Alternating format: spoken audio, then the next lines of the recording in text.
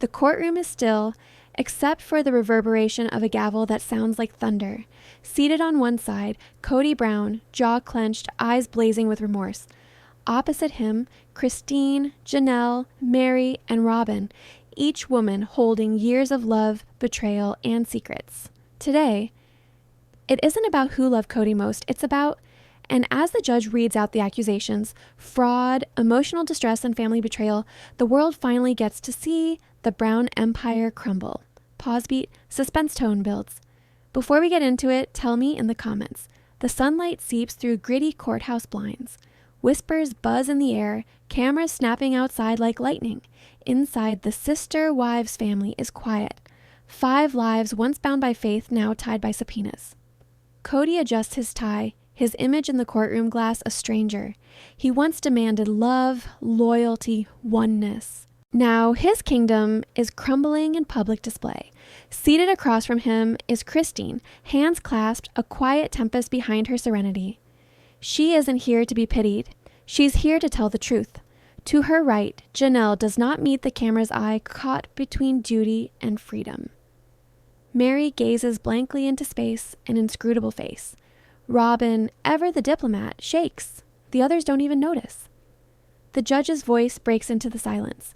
Case number 24, B516, Brown versus Brown.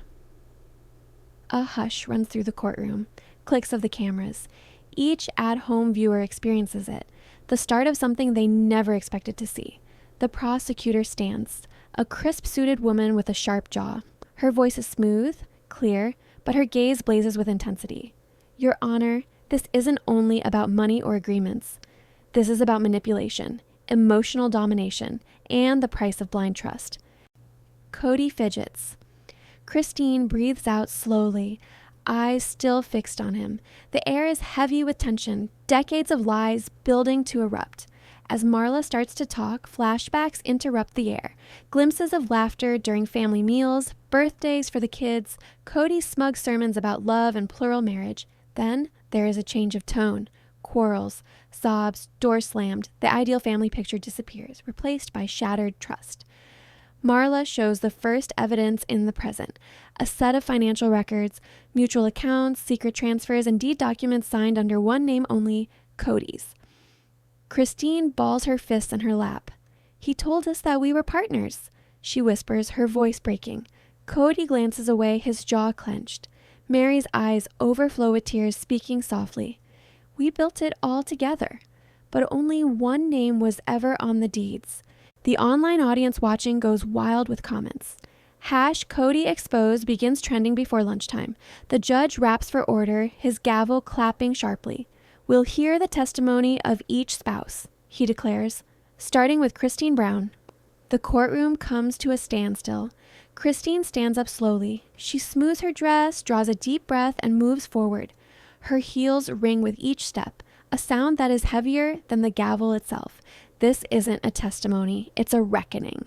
She steps up to the stand, glares straight into Kody's eyes, and starts, he said, we were equal. But equality doesn't conceal bank accounts. It doesn't stifle your voice. It doesn't use your children's future and term it faith. Gasps travel through the court. Kody's lawyer writes frantically, whispering in his ear. Christine goes on, voice firm but eyes brimming with tears. For years, I thought we were constructing something divine, but the reality is we were constructing Kody's kingdom. The camera looks at the wives. Janelle bites her lip. Meri wipes a tear. Robyn looks at the floor, guilt swimming in her eyes. The judge studies Kody carefully. Mr. Brown, you'll have your turn to respond. But Kody doesn't move. He's frozen, caught between pride and panic. For years, he controlled every narrative, every public statement. Now, for the first time, he's powerless. Outside, reporters crowd the steps, broadcasting every word. The tale isn't a family rivalry anymore. It's a spectator sport. As the gavel rings once more, the judge orders recess. Christine exits the stand, shoulder shaking. Kody stands, white-faced, tone barely above a whisper. You're ruining everything, Christine. She spins, fire in her eyes. No, Kody, you did that when you forgot how love works. The session concludes, tension hanging in the air like a storm building to break. As Christine exits, she encounters Robyn, who mutters something only she can hear. Christine stops. Her expression alters. Shock, confusion, fear. She turns around, but Robyn's already disappeared. The screen darkens to black. The courtroom buzzes with whispers as everyone returns after recess, tension seething like heat under glass. Christine returns to her seat, eyes flicking to Robyn, who refuses to meet her gaze.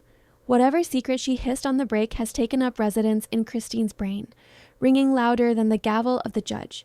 Kody evades all eyes, fidgeting with his papers, attempting dominance he no longer possesses. The judge bangs his gavel, and the next witness is summoned. Robyn Brown. Rising, Christine's heart thumps. The woman who had been her sister wife so many years ago now appears fragile, with uncertain steps, but eyes, when and if she finally focuses on Christine, are brimming with secrets. Robyn says the oath, hands shaking. Her voice breaks a little at the start. Your Honor, before I proceed, there's something I need to confess. The courtroom leans forward, held breath. Even the court reporter pauses for half a second before the clacking of keys resumes. Robyn's eyes shine. There's a recording, she whispers. A conversation between me and Kody from a year ago. It wasn't intended for people to listen to, but I think it shows all of Christine's words. Sometimes the truth doesn't knock on your door. It breaks it open. The judge tells her to continue, and Robyn hesitates over her phone, scrolling with trembling fingers. Kody tenses, whispering harshly to his attorney. She can't. He spits out, but the microphone picks up his voice, the cameras zoom in, the defense protests, but the judge rules against it. Robyn plays the tape. The courtroom is filled with Kody's voice, clear, soft, cold. They'll never know, Robyn. The properties, the accounts, it's all in my name. They can leave if they want, but they'll leave with nothing. The explosion of shock that follows is audible. Christine's eyes close, the words cutting through years of denial. Meri clutches her necklace, tears streaming silently down her face. Janelle breathes shakily, as though she's been holding her breath for 10 years. Kody springs to his feet, yelling, "That was taken out of context! You don't know what I meant!" His voice cracks with rage and desperation, but Robyn doesn't blink. "Meant exactly what I said," she says, her eyes brimming but fierce.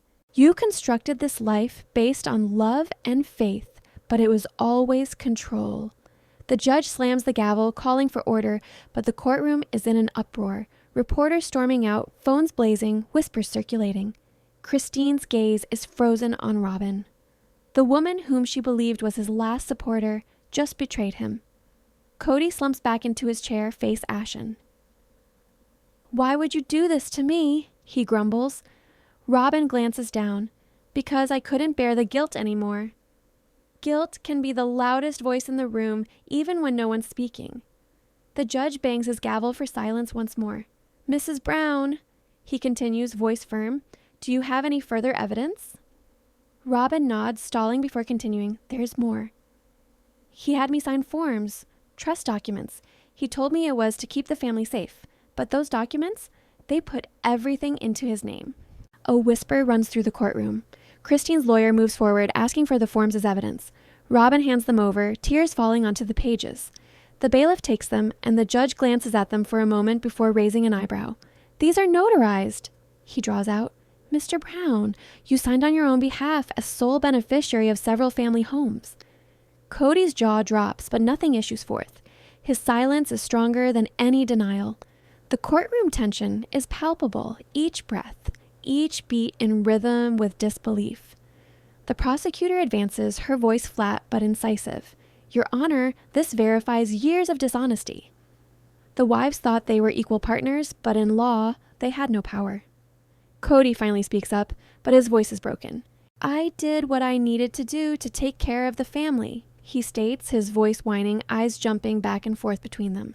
"You guys knew the system. There was no way we could put everyone on the deeds. It was for unity." Christine jumps up quickly, anger trembling her words. "Unity?" she questions, moving closer. "You named it unity when you wiped us out. You named it love when it was control." The judge makes her sit down, but the harm is done. The world outside is already witnessing this meltdown live. Glimpses go viral even before the session concludes. When the world sees the truth, even your lies can't hide behind love. Robyn cries into her hands, covering her face. The other wives sit rigid, faces impassive. The years of religious manipulation, quiet pain, and public degradation all coalescing in this one ruinous hour. The judge announces a momentary recess, but no one stands. The hush is oppressive. At last, Janelle shatters it. "Robyn," she whispers, "what did you say to Christine before the break?" Robyn raises her eyes slowly, shame crossing her face. "I told her," she speaks softly. "Kody orchestrated this years ago. That he told us one day he'd ensure we couldn't leave without losing everything." Christine's eyes bulge with surprise, her throat constricting. "You knew?" she whispers. Robyn weakly nods. "I didn't know how to prevent it. I thought, if I remained faithful, perhaps he'd change." Christine rises, her tears finally released. "He didn't change. He just learned how to hide more effectively." Kody bangs his fists on the table. "Enough!" he bellows, his voice booming through the courtroom. "You're all distorting everything. You sought liberty, and now you seek vengeance." The judge orders him to quiet down, but Kody's out of control. "You all exploited me," he bellowed, veins throbbing. "You hijacked my faith. You deserted our family." Christine glares at him, her voice shaking but firm. "No, Kody. You left us before we ever left you." The courtroom becomes silent once more. All cameras, all eyes on Kody's shattered mask. His rage gives way to something worse, fear. He knows that for the first time in his life, he's not in control. When control slips away, the truth starts to sound like betrayal. The judge instructs everyone to return tomorrow morning for closing arguments. The courtroom gradually drains, but Christine remains seated, gazing at the vacant witness stand. Her voiceover returns. "You think you know someone. You think love makes you safe. But sometimes love is the lie that prevents you from going." As she packs up, Robyn moves toward her softly. "Christine," she says, shaking, "I'm sorry." Christine doesn't even glance up. "Sorry doesn't repair what's been lost," she says gently, "but perhaps it's a beginning." In front of the courthouse, reporters collect like vultures, microphones blinding, voices blurring. "Christine, how does it feel to face him at last?" "Are you betraying Kody, Robyn?" The women say nothing, but forge through the mess together. For the first time in years, they walk side by side, not as wives, not as competitors, but as survivors. Behind them, Kody stands atop the courthouse steps looking down, his kingdom of faith and family now mere headlines and evidence files. The wind whips through the papers in his palms, sending them flying down the steps like shards of a life he cannot repair. Christine turns once, then continues on. The ring of the gavel from within sounds dimly, final, harsh, irrevocable. The gavel signals the close of a case, but for certain hearts, the trial never closes. The screen fades out slowly, the final picture etched on the face of Kody, haunted, angry, vanquished. The voice of the narrator withdraws in one final instance. Tomorrow, the verdict will be read, but in this family, the sentence has already been served. Morning breaks heavy and gray over the courthouse, as if even the sky feels the weight of what's coming, the last day of testimony. Christine gets in early, her face serene but her eyes bloodshot from another night without sleep. The media has made the trial a circus, every network replaying the recording Robyn unveiled, every headline examining Kody's fall. But Christine is not here for notoriety. She's here for closure. She walks down the marble corridor and her image dances in the glass doors like a specter of who she once was. Robyn loiters near the door, wrapping her coffee cup as if it were the last vestige of heat. They lock glances, and for the first time, there is no rage, only weariness. "You ready?" Robyn breathes. Christine nods. "As I'll ever be." Inside, Kody sits with his lawyer, face pale, his once fiery confidence replaced by quiet dread. The courtroom feels colder today. The air is thick with something unsaid, fear maybe, or the weight of endings. The judge takes his seat, his gavel echoing through the silence. "We'll proceed with the final testimonies before closing arguments," he announces. Christine takes the stand again.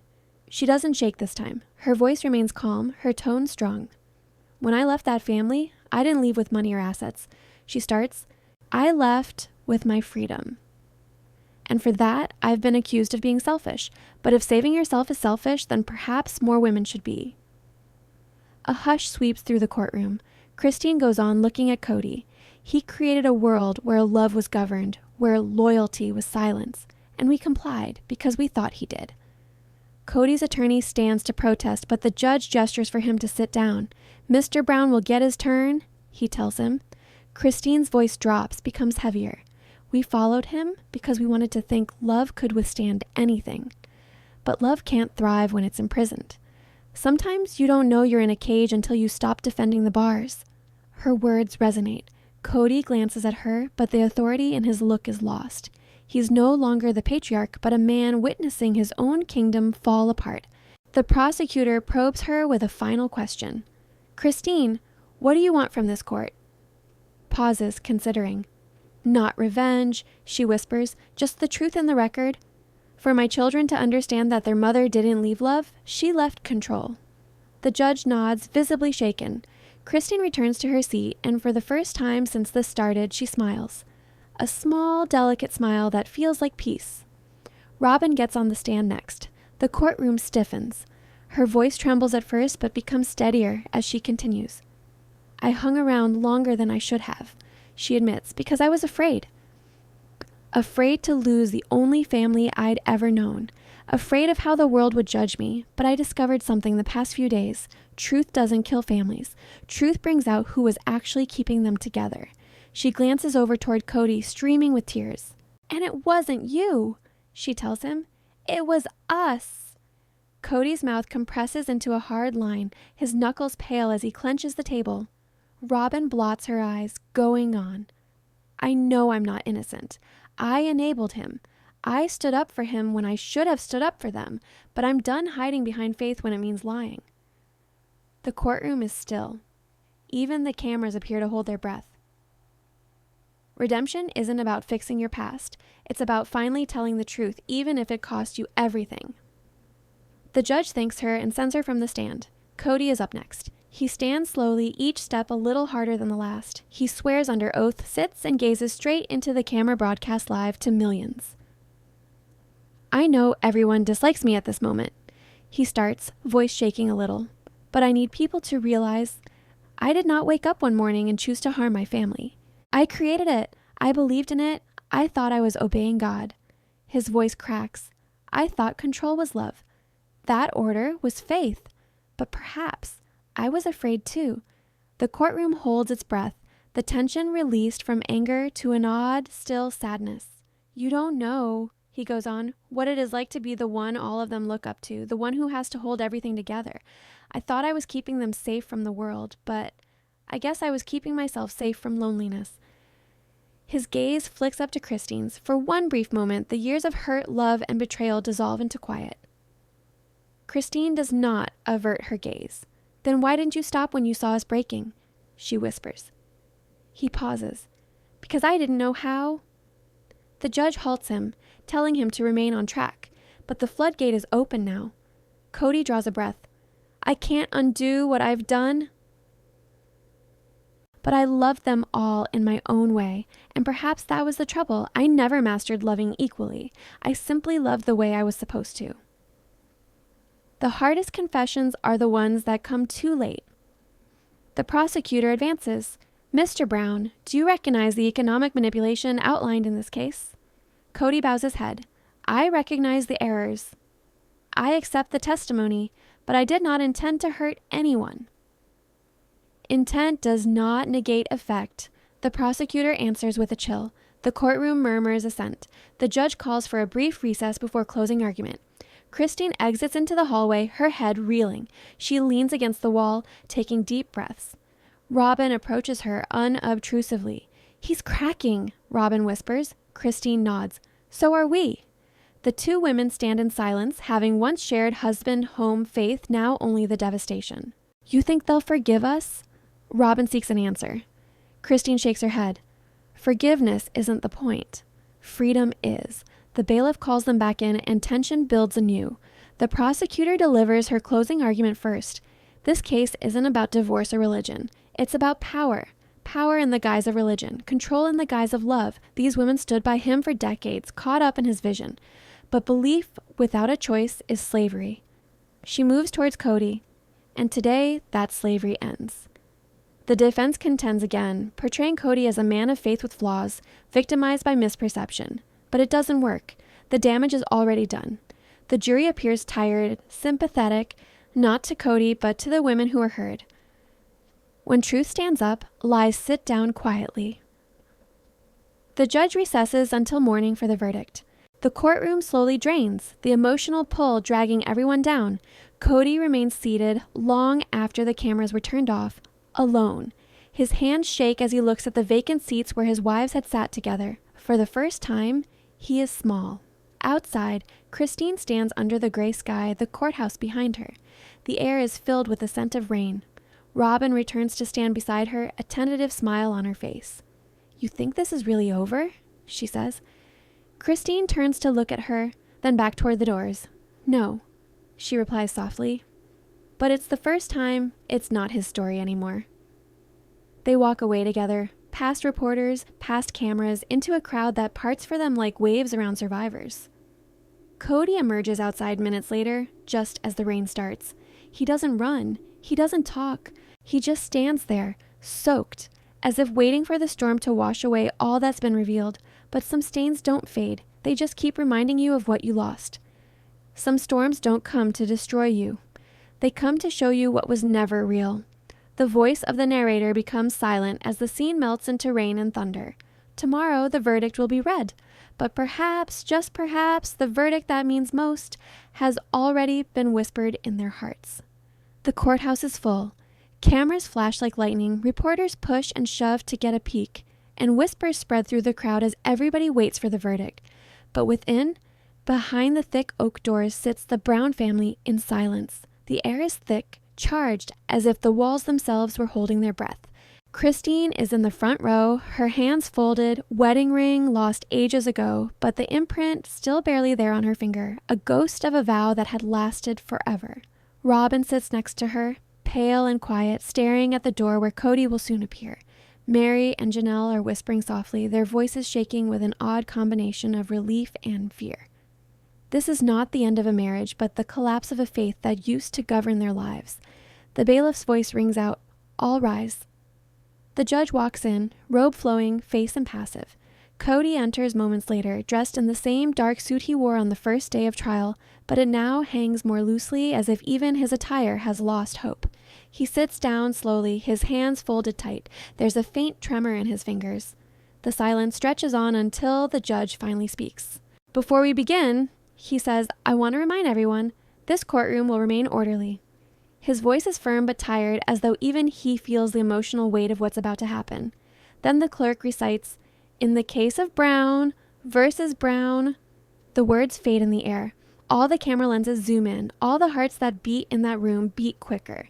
But even before the verdict, the judge orders one final statement by anyone who so desires. A rumble runs through the room. Christine stands up first. Her voice is soothing but etched with pain. "Love was supposed to hurt," she says quietly. "Sacrifice equaled devotion. Silence equaled peace. But what I've learned is that true love doesn't take your voice. It restores it to you." She looks at Kody. "I'm not mad anymore. I'm not trying to figure out why. I just want my life." Healing doesn't mean forgetting. It is to recall without being possessed. Her words fall like a soft thunderclap. Robyn's turn is next. She stands up slowly, clutching a crumpled piece of paper, shaking her hands. "I wrote this last night," she says, "because I couldn't sleep thinking about what I've done or what I didn't prevent." Her eyes are glassy with unshed tears. "To Christine, Janelle, Meri, I'm sorry. I allowed him to make me think that loyalty equated love, but it did not. It was fear." She speaks in a trembling voice. "I believed I was shielding our family, but truly I was shielding the deception that bound it together." Kody glances at her in incredulity, his mouth agape as if to say something, but nothing issues from his lips. The judge signals for her to go on. "And to Kody," she says softly, "I forgive you. Not because you're worthy, but because I have to release before this guilt consumes me." Tears stream down her cheeks as she sits. Sometimes forgiveness isn't for them. It's for the pieces of you that still remember who you were before the pain. The room falls into silence once more. Kody gets up slowly, his chair scraping the floor like a scream in the silence. "You all think I'm a monster," he says, voice shaking. "Maybe I am. But everything I did for what I thought was right. I was trying to build something holy." His voice fluctuates between defiance and despair. "You call it control, I call it survival. You call it manipulation, I call it faith. Perhaps I was mistaken, but I never wanted this. Not this." His voice breaks. He glances at Christine. "You were my anchor," he says softly. "When you walked away, everything began to collapse. I didn't know who I was without you." Christine doesn't respond, but her eyes shine. The judge coughs. "Mr. Brown, the arguments are over," he says firmly. Kody nods, slouching into a seat. The clerk rises, a piece of paper thicker than it needs to be in his hand. The room itself inclines forward. The verdict starts to reveal itself, line by line, legalese, figures, results. But for the individuals within that room, each word is an eternity. The court determines that Kody Brown has acted with willful financial concealment and emotional coercion. The properties are to be divided equally between the wives, the accounts open for examination, and restitution to be decided at a future hearing. It's not a criminal conviction, but it's a moral one. The noise that comes after isn't applause. It's a sigh, the type of breath people hold on to for years. Christine's eyes are shut, tears running down her face. Robyn holds her hand silently beneath the table. Janelle's smile is weak through sobs, and even Meri releases a soft cry. Kody sits silently, rigid, his lips moving, but no words escaping them. For one who once demanded voices, the silence within is suffocating. Sometimes silence is the loudest punishment of all. The judge nods to the court and ends the session, but nobody stirs immediately. The family lingers in the silence, as if not knowing how to be anymore now that the storm has passed. Christine stands up first. She moves hesitantly towards Kody, her footsteps resonating on the highly polished floor. He glances up at her, his eyes red, his face white. "I never intended to be your enemy," she whispers, "but I couldn't continue to be your captive." He gulps hard. "Was any of it genuine?" he demands. She nods gently. "Yes, that's why it hurt so badly. I thought..." And then she turns and disappears from his view, standing there with his back to him. Outside, the clouds have parted and sunlight spills across the courthouse steps for the first time. Reporters cluster, calling out questions, but Christine does not respond. She just lifts her eyes and lets the light strike her face. It is not like before, warmer, more free. Robyn follows her again, hesitantly. "Do you think people will ever view us as anything other than his wives?" she asks. Christine smiles weakly. "They will. Because now, finally, we view ourselves that way." Behind them, Kody makes his way out through a side entrance, ducking the cameras. He is older, smaller, like a man strolling through the remains of a kingdom he constructed on sand. The camera stays with him as he moves along the deserted street, wind pulling at his coat. He glances back once, regretful eyes, but nobody's looking back at him any longer. When you lose control, you find out what was never yours to begin with. Christine comes home that evening. The house is silent, her children asleep, the world still reeling from the verdict. She sits by the window with a cup of tea, observing the city lights flash. There's quiet in the quiet, but there's also sadness. A sorrow that stems not from losing a person, but from discovering that they were never what you thought they were. Her phone vibrates, a text from a number she doesn't know. "You did the right thing." She looks at it for a second, wondering if it's Robyn, Janelle, or even Kody, and then she deletes it. No more turning back. She speaks in a soft whisper to herself. "It's over." But the narrator interrupts the hush like a whisper in darkness. The thing about endings is they rarely stay that way. Christine looks at the courthouse folder on her desk, the documents she has yet to sign. One envelope remains unopened, her name on it, written in Kody's script. She pauses, then takes it. The screen blacks out before we view what's within. Every ending hides another secret waiting to be found. The morning light pours through the courthouse windows, sending long shadows dancing across the marble floor. Cameras line the entrance. The buzz of whispers and the click of heels sound like a low heartbeat throughout the building. Today isn't just a hearing. It's the day family secrets cease being rumors and become facts. Kody leads the way, jaw locked firm, suit pressed but eyes agitated, taking in every step going on around him. Robyn follows behind him, holding onto her folder of papers, lips quivering in an unspoken prayer. Christine, her pale blue blazer for once crisp, moves with poised elegance, chin aloft even as the beat of her heart is a drumfire. Janelle brings up the rear, poised but aloof, phone tight in her grasp. She's expecting a message that may turn the whole case around. Meri comes last, more subdued than the others, face inscrutable. In the courtroom itself, tension encircles the air like frizz before a tempest. The woman judge with piercing eyes and zero tolerance for theatrics calls the case to order. Brown versus Brown. Proceedings continue. The bailiff's voice slices through the air. If you thought the previous session was dramatic, hold on. What is about to ensue will rewrite the story forever. Christine's lawyer stands first, his voice firm, measured. Your Honor, we will have proof of financial manipulation and coercive control today. A shiver goes through the crowd. He points at Kody. For years, my client put her fair share into a joint house fund. And when she left the marriage, somehow that fund vanished. Kody's face goes stiff. His attorney jumps up, objecting, but the judge permits it. Christine's attorney goes on, revealing a sequence of bank transfers projected on a screen, thousands of dollars wired into accounts in Robyn's name. The courtroom gasps, Robyn blanches. Those weren't personal, she bursts, her voice cracking. They were for the kids, for the house. Christine's eyes bore into her. You mean your house, Robyn?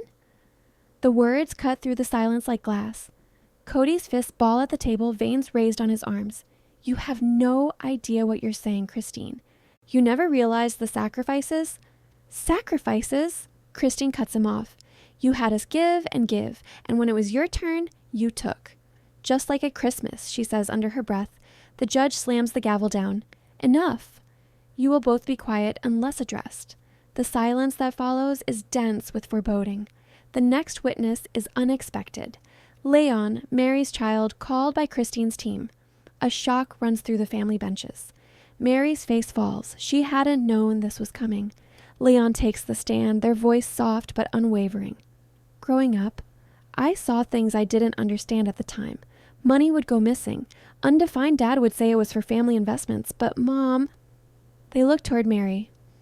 Mom always looks scared to ask questions. Meri blinks, tears threatening but held back. Kody shifts in his seat, red rising in his cheeks.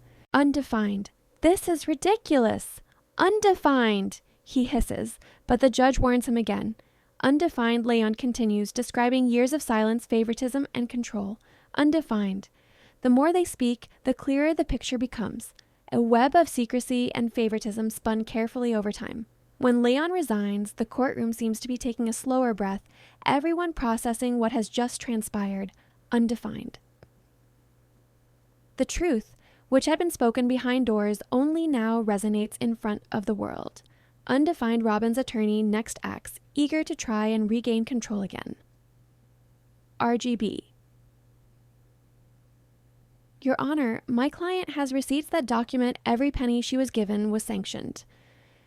She presents a substantial pile of receipts file. The judge glances through them, face inscrutable file. But before she can say anything, Janelle's phone quietly buzzes. She looks down, her eyes widening. Undefined. It's a text from a family trust ex-accountant, someone who had refused to testify beforehand. Undefined. The message reads, I found something. Undefined, it's about the 2018 property sale. Janelle's pulse accelerates. TTT, she quietly passes the phone to Christine's attorney. TTT, he inclines, ever so subtly, indicating he'll need to use it shortly. DTD. The judge declares a recess and pandemonium erupts in the hallway. Flashbulbs pop, journalists yell, and the fans of the show grip their phones, live tweeting each word. In a quieter corner of the space, Janelle and Christine crouch in together, undefined. If this is what I think it is, Janelle says, then the entire narrative of Kody falls apart. Christine breathes slowly. Pseudo. Then we're not fighting just for us. We're fighting for every lie he ever told. In a different hallway, Kody takes Robyn into an alcove, voice low but cutting. You represented to me that those accounts were clean. Robyn's hands shake. They are, I swear. I did everything you instructed me to do. Kody pounds his hand against the wall. You've risked everything. Robyn's eyes brim with tears. I did this for you, Kody. For us. You promised me we'd never end up here. He steps back, guilt flickering for the briefest second before anger swallows it again. Cameras catch a glimpse of their argument before security ushers them away. The footage goes viral within minutes. And just like that, the court case isn't just a trial, it's a national obsession. Back inside, the courtroom reconvenes. Christine's lawyer calls Janelle to the stand. Her tone is serene but unyielding as she recounts the financial timeline, how both wives' funds were intended to create communal assets, and how, incrementally, the paper trail began to veer, until close to everything was connected to one name, Robyn Brown. The judge leans in. Mrs. Brown, are you stating the defendant took intentional steps to divert assets from communal ownership? Yes, Janelle responds, and I can prove it. The crowd erupts in gasps again. She produces the printed documentation from the accountant's message, copies of deeds to property, and a memo bearing Kody's signature, turning over ownership to Robyn's LLC. Kody goes white. Robyn's mouth opens, but she cannot speak. The judge peruses the pages seemingly forever. At last, she raises her head. This will be admitted into evidence. Kody's attorney attempts to object, but it's too late. The murmuring in the courtroom grows once more, and the tension is almost palpable. Christine observes Kody intently. His self-assured stance has sagged. He looks uncertain for the first time. She cannot help but feel a bittersweet combination of sadness and vindication. Once, she would have done anything to defend him. Now, she's the one dismantling his alibi. Meri sits in the back, quietly crying. Tears roll down her face. She mutters under her breath, "It wasn't supposed to go down like this." Christine catches a glance back, meets her eyes, and for an instant there's compassion. Two women who love the same man, hurt by him differently. Sometimes the greatest wounds are inflicted not by enemies, but by those who promise they'd never touch you. The judge invites closing arguments for the day. As everyone collects papers, Kody abruptly rises. Your Honor, I have something to say. His attorney attempts to hold him back, but he breaks free. The courtroom comes to a standstill. I created that family. He starts getting loud. I gave everything, my time, my faith, my name, and this is what they do to me, with betrayal and lies? His words echo off the walls. Christine looks away, Robyn stares down at her lap, and Janelle folds her arms, unmoved. The judge warns him to sit down, but he doesn't. You want the truth? He shouts. Fine. You'll get it tomorrow, but it won't be what they told you. The gavel slams again. Mr. Brown, that's enough. Court adjourned until 9 a.m., but those words hang in the air like a threat and promise at the same time. As they exit the courtroom, the crowd murmurs with speculation. Reporters push ahead, microphones and faces, wanting to know what Kody meant. Robyn holds onto his arm, whispering wildly. Christine, Janelle, and Meri stride past the commotion, evening light slicing across their faces. He's thinking something, Janelle whispers. Christine nods, and whatever it is, it won't be peaceful. The courthouse doors close behind them, and the camera pulls back to look up to the sky, storm clouds gathering, reflecting the storm that's still raging inside. Tomorrow's hearing will not only uncover the truth, it will demolish what's left. The courthouse is different the next morning, weighed down as if the air itself senses something about to break. Reporters gather outside, cameras flash, and rumors circulate like smoke. Inside, the courtroom is filled. No one's discussing money or evidence today.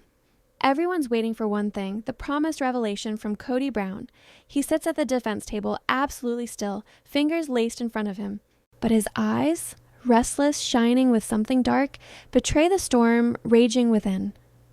Christine and Janelle share a look. Meri stares at the floor, her thoughts spinning. Robyn, pale and trembling, leans close to Kody and whispers, "Don't do this." He doesn't answer. When the judge enters, the murmur dies instantly. We resume the case of Brown versus Brown, she announces. Before anyone else can speak, Kody stands. Your Honor, I'd like to make a statement. His attorney's face turns white with shock, but the judge, cautious but curious, nods. Briefly, Mr. Brown. The room waits with bated breath. Sometimes the truth will not set you free. It blows up everything in its path. Kody's voice is at first steady, nearly unnervingly so. For months I've heard charges that I lied, that I conspired, that I embezzled from the people I loved. But nobody here seems to recall what actually transpired. His eyes dart between his wives, ex-wives, each seated stiffly. You all want to act as if this began with money. It did not. It began with betrayal. Christine winces. He continues, I built this family on trust, faith, and unity. But someone in this room destroyed that long before any of this reached court. The judge frowns. Mr. Brown, this is not relevant. It's entirely relevant, he cuts in, because if they're going to get my name in the mud, the truth about their role in all this needs to be told. Christine's attorney will object, but the judge can see where this is headed and allows him to proceed temporarily. Kody's voice becomes more shouting, more passionate. You all think I was hiding money? Number. I was hiding shame. The humiliation of being betrayed by the ones who profess to love me. Christine, you deserted me for another man while the divorce wasn't yet finalized. Gasps resound throughout the room. Christine looks shocked, her face paling. That's a lie, she stammers, trembling. Kody looks at her, eyes blazing.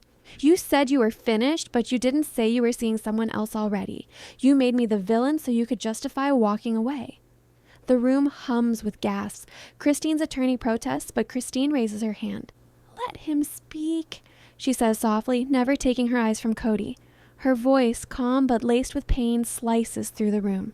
You believe in love as possession, Kody? You never looked at us as human beings, just an extension of your ego. Kody's jaw clenches. At least I didn't break up our family for attention. The judge thumps the gavel. That's enough, both of you. The tension bubbles like hot water on the verge of overflowing. Janelle shifts uncomfortably in her seat, voice even but biting. Kody, stop attempting to remake history. We didn't ruin the family. You did when you decided to prioritize control over love. Meri's eyes well up, her lips parted as though she will say something, but is unable to do so. Kody pivots on her. And you, Meri. You've kept quiet all this while, acting like the victim. Tell them what you did. The audience gasps, cameras clicking raucously. Meri slowly shakes her head. Don't, she whispers, but he continues. You were the one who originally proposed keeping the finances separate. You set it all in motion. You simply didn't anticipate me following through. Meri's tears finally come. I did it because I was afraid, Kody. Afraid of losing everything. You made me think we'd be in a better position if I kept silent. The judge calls the court to order once more, but the courtroom is chaos, emotion running rampant. When truth becomes a weapon, we all bleed. Suddenly, Christine's attorney rises from his seat, waving a file in the air. Your Honor, if I may, Mr. Brown's claims are diversionary tactics, but if he wishes to talk of betrayal, we can... He opens the file and distributes copies to the court clerk. These are exchanges between Mr. Brown and an investment partner, written months prior to the breakup. They outline proposals to move the family trust into a private account. The judge's eyebrow rises. Is this authenticated? Yes, Your Honor. We received it this morning. The room is silent once more. Kody's self-control breaks down. That isn't what it seems like, he maintains, voice breaking slightly. Robyn clutches his hand tightly, whispering, Stop, please. But he pulls his hand back. They forced me to do it, he blurts, desperation creeping into his voice. They were all going to walk out, take it all. I had to defend what was mine. Christine stands up slowly. Yours? She asks, voice low but menacing. You mean ours, Kody. All that we created together. He seethes at her, eyes flashing. You never created anything. I did. You all just rode my dream. The words hurt more than any revelation possibly could. Christine's lips tremble. Janelle exhales sharply, her face filled with disbelief. Meri covers her face, shoulders shaking. Robyn whispers something under her breath, but no one hears it over the pounding silence that follows. The judge's voice breaks it at last. Mr. Brown, I've heard enough. We'll examine these new papers, but I have to tell you, this is a court of law, not a forum for personal revenge. Slowly, Kody sits down, his hands trembling a bit now. His truth has worked spectacularly against him. For a brief recess, the family spreads out into corners of the courthouse. Christine enters the hallway, eyes brimming with tears but burning. Even when the truth is right in front of him, Janelle nods hard. He's backed into a corner, and when a man like that gets backed into a corner, He incinerates everything around him. Meri moves toward them softly. I should have spoken out years ago, she breathes. Perhaps it wouldn't have led to this. Christine turns to her, mollifying. We all remained silent too long. That's how you remained in command. In the background, journalists push against the glass, glimpsing tears, fists, and shaking heads. What was once a family story is now a world story. Inside, the hearing continues, but the atmosphere has changed entirely. Robyn appears on the stand, crying openly now. Her voice breaks. I didn't know what he was doing with the accounts. I trusted him. She glances at Kody, who refuses to look at her. You said it was for the future, for the children. You said to sign things that I didn't even read. Kody growls under his breath. Don't turn on me, Robyn. But she keeps going, louder now. I stood up for you when nobody else would. I lied for you, and you left me standing in the fire by myself. She breaks on the last word. The judge gives her a moment, the courtroom being otherwise silent but for Robyn's muffled sobs. Sometimes the breaking point isn't a scream. It's a whisper that will no longer be silent. The day winds down, and the judge orders closing arguments to be held tomorrow. Everyone packs up in gloomy silence. Christine gazes out into the gallery, encountering the faces of strangers who have witnessed their intimate lives become public spectacle. She whispers, We became a story instead of a family. Janelle places a hand on her shoulder. Then let's make sure it ends the right way. Kody stands off to the side of the table, his image reflected in the polished wood, a man who used to have it all now suffocating from the weight of his own making. As he exits, journalists mob him, calling out, Mr. Brown, did you pilfer from your wives? Do you regret coming forward? Are you still married to Robyn? He doesn't answer, just keeps walking, jaw tight, eyes cold. Outside, the rumble of thunder shakes the air and the first rains start to fall. Christine stands by her car, staring upwards at the gray sky. It's finally breaking. She breathes. Behind her, Janelle catches the eye of Meri, who nods, a silent peace after years of distance. In the glass behind the courthouse windows, lightning flashes, and within, the clerk of the judge files the new evidence into the record. Tomorrow, it would determine everything. Morning light seeps faintly through gray Flagstaff clouds, but courthouse buildings radiate under a nearly otherworldly brightness, a set awaiting its denouement. Multitudes congregate once more than ever before. News vans, microphones, flashing cameras. The world now sees the Browns collapse as if it were their own private family saga. The air is charged with electricity, half excitement, half fear. Inside, Christine sits quietly, her hands clasped in her lap, her lips moving silently in prayer or perhaps in resolve. Janelle stares ahead, eyes sharp, her jaw locked with the same determination that's carried her this far. Meri's face is pale. She's barely slept. Robyn sits a seat away from Kody, her body angled from him now, distance in every sense. Kody, however, looks calm, too calm. His expression is impassive, but his eyes gleam with something sinister, a sort of pride that won't die even when the walls are falling down. When the judge comes in, everyone stands. The gavel comes down, and there is total silence. We will now hear final testimonies and prepare for closing arguments. The judge says. Kody steps forward before his attorney can prevent him. Your Honor, before anyone else speaks, I'd like to call a witness. The entire courtroom freezes. Yourself? The judge asks dryly. No, Kody says, his gaze cutting toward the back of the room. My son. Murmurs explode instantly. Cameras flash. The judge sighs. Proceed. From the back, a tall young man steps forward. It's Peyton, Christine's son. Christine's breath catches. She hadn't expected this. And in a flash, the tale takes a turn no one could anticipate. Peyton steps forward, his face strained but controlled. Dad called me last night, he starts. He said he wanted to straighten things out. But what he actually needed was a weapon.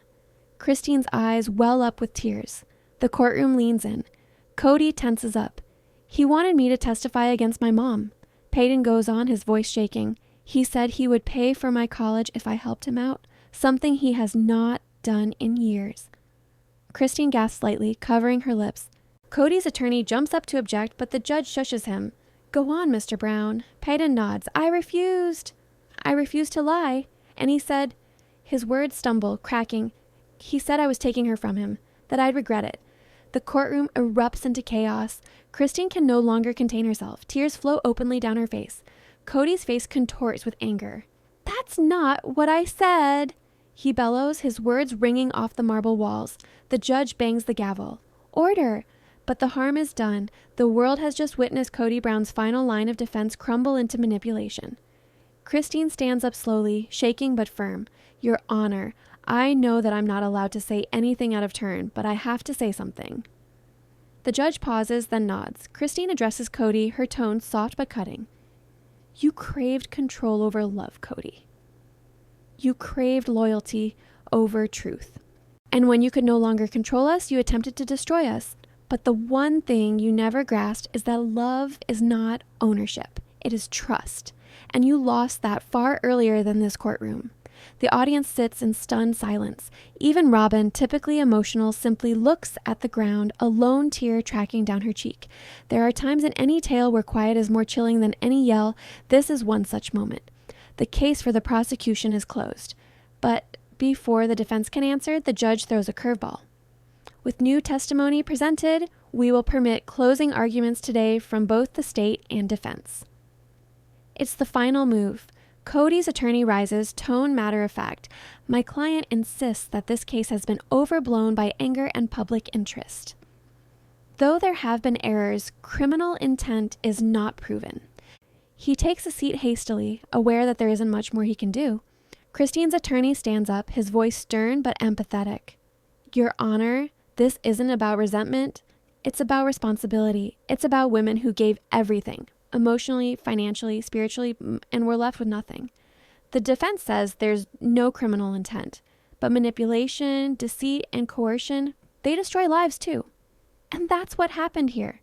The judge listens, unmoving, her pen tapping softly against the bench. When both sides finish, the judge calls for a recess before her deliberation, but no one moves. The air feels heavy, electric. Kody suddenly stands again, unable to stay silent. "You think you've all won something?" he says bitterly. "Think that destroying me will bring you joy?" He gazes at each of his wives in turn. "Christine, you'll never be content because you want someone to blame. Janelle, you pretend to be tough, but you're still waiting to be led. Meri, you're devoted to a fault even if it kills you. And Robyn?" He steps back, his voice gentling. "You alone believed in me." Robyn shakes her head, the motion slow. "I believed in the person I thought you were," she whispers, "not the person you became." Kody's mouth opens for a response, but it doesn't materialize. For the first time, he appears small. The one who formerly had 4 hearts in his possession now stands alone, with the ruin of his own decisions around him. Rain starts to pour outside, running down the courthouse windows as thunder travels in the distance. Inside, Christine approaches the witness stand where Pedden remains seated. She squeezes his shoulder. "You made the right decision," she whispers. He nods, tears in his eyes. "I just want it to be over, Mom." Over by the window, Meri moves quietly towards Robyn. For years they haven't talked without resentment, but something is different now. "He duped both of us," Meri whispers. Robyn nods. "I kept thinking, if I just loved harder, he'd come back." Meri smiles weakly. "I thought the same."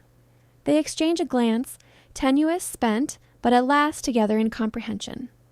In the corridor, journalists buzz once more, microphones glinting like lightning. Questions shoot hither and yon. "Christine, do you forgive him?" "Robyn, are you exiting Kody?" "Meri, do you regret the show?" Christine pauses, addressing the cameras. "I don't know what forgiveness is yet," she blurts out, "but I know peace begins when you no longer defend the one who hurt you." The quote goes viral online within minutes, a headline in each tabloid and talk show feed. At the courthouse, Kody stands behind the rain-spattered glass doors, his face distorted by the raindrops. He appears uncertain, even lost for the first time. The judge comes back after almost an hour. The courtroom rises once more. After going over all evidence and testimony, she starts, "It is this court's ruling to untangle all financial relationships between the parties. Mr. Brown's remaining assets will be counted and redistributed based on equitable contribution." Gasps erupt in the room. Christine's eyes close, relief washing over her face. Janelle slowly exhales. Meri places a hand over her heart, but the judge isn't done. Also, because of evidence of coercive financial conduct, restitution shall be made to Mrs. Christine Brown and Mrs. Janelle Brown. The words strike like lightning. Kody's jaw falls. You can't. The judge interrupts him. This case is over. The gavel comes down one last time. As people exit the courtroom, the rain has ceased. The air outside is fresher, lighter, as if the storm finally swept something away. Christine, Janelle, and Meri emerge together, shoulders stiff, tears blending with pale smiles. Robyn hangs back, looking over her shoulder once more before she turns away. Kody sits inside, looking at the vacant benches. The weight of it all, the reality show, the fame, the love he wasted, bears down on him like the hush of an empty home. A reporter calls out through the door, "Mr. Brown, any comment?" He doesn't respond. He just grumbles to himself, "They'll see. One day, they'll see." But his voice shakes, no longer certain if he is trying to convince anyone else or himself.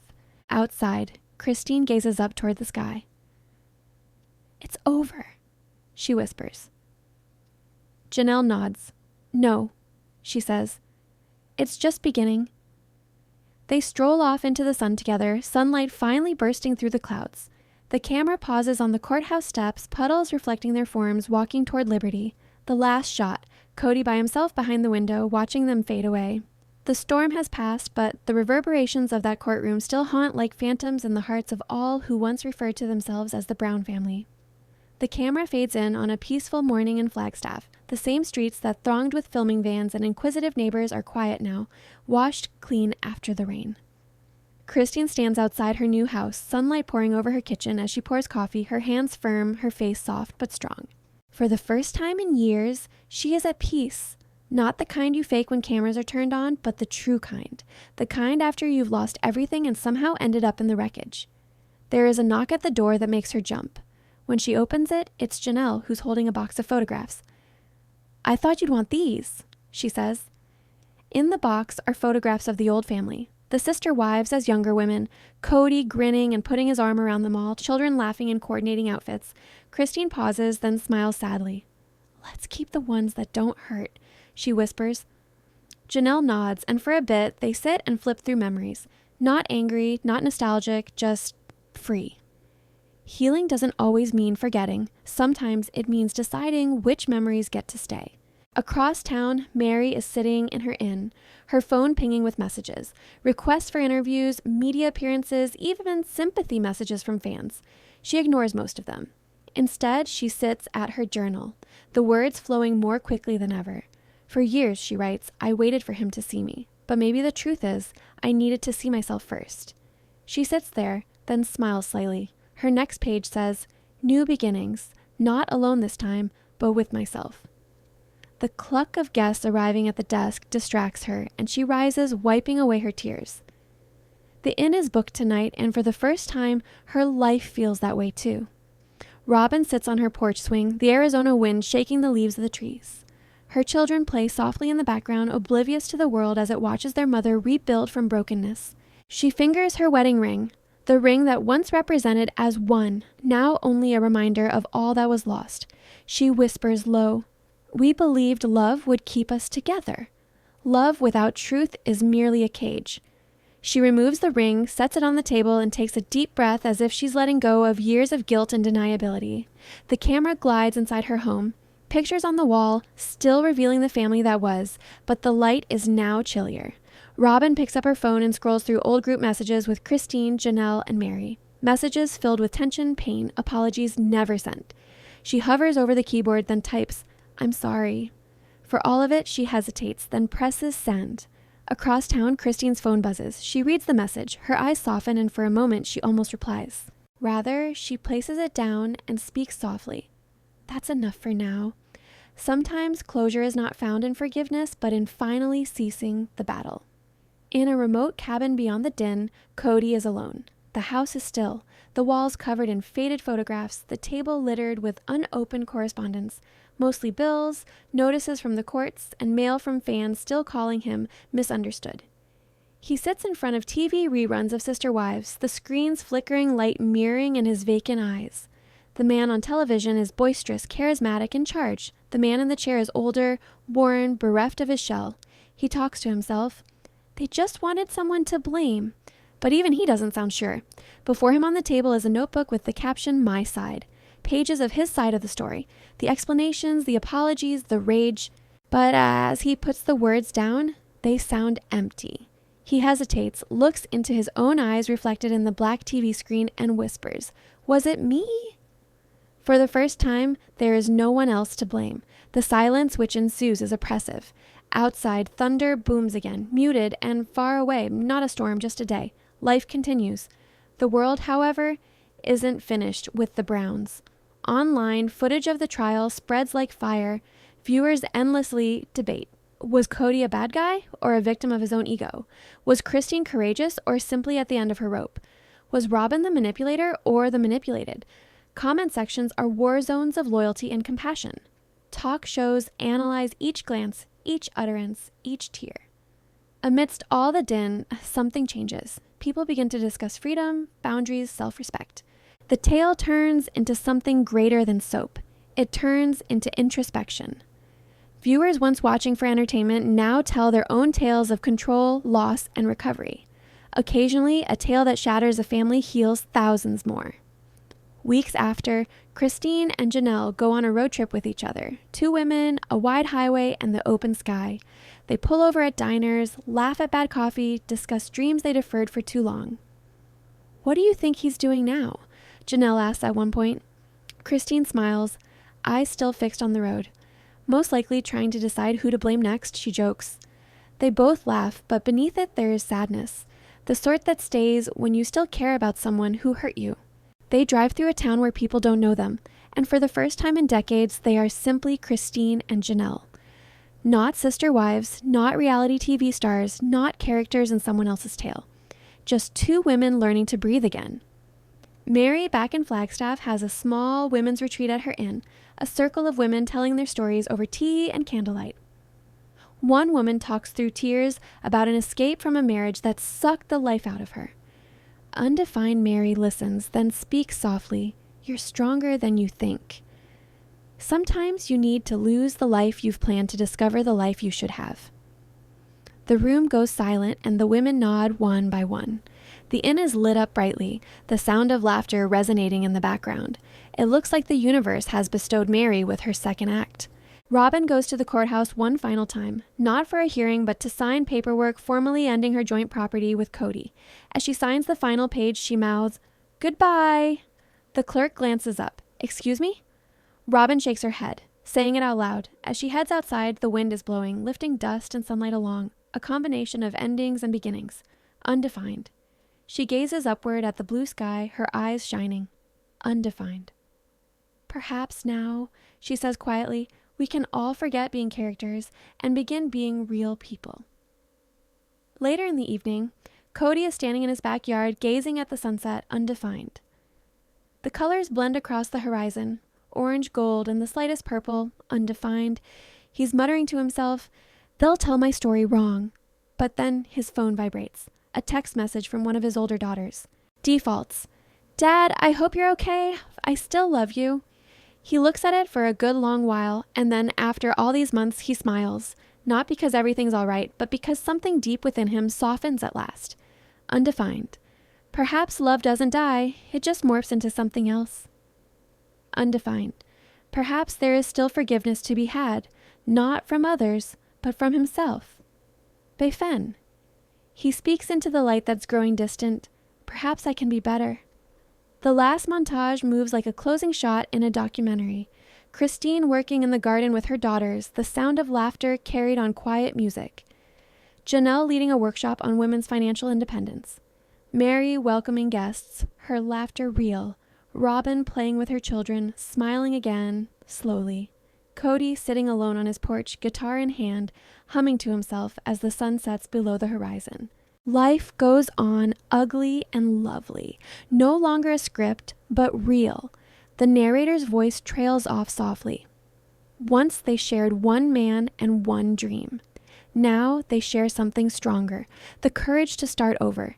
And maybe that's what love was meant to teach them all along. The screen cuts to black, but before it is cut entirely, the voice one final time.